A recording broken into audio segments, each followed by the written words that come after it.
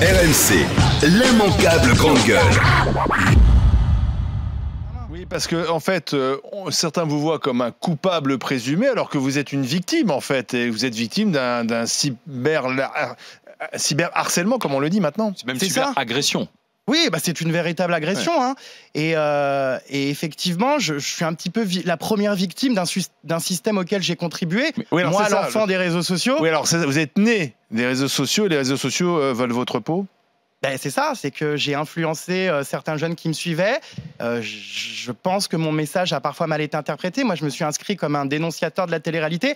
J'y allais pas de main morte, je balançais. Aujourd'hui, je fais un petit peu mon mea culpa. Je me rends compte que parfois, je suis allé loin et que j'ai un peu fait de la merde.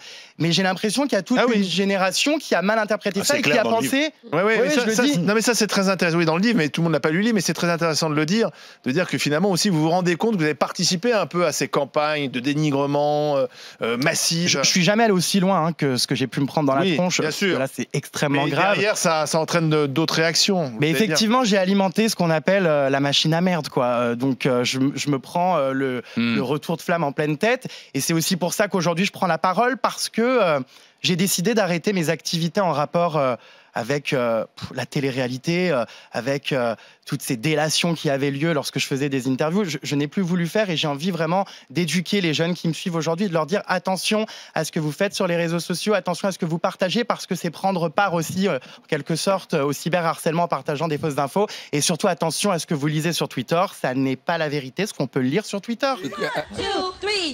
L'immanquable grande gueule.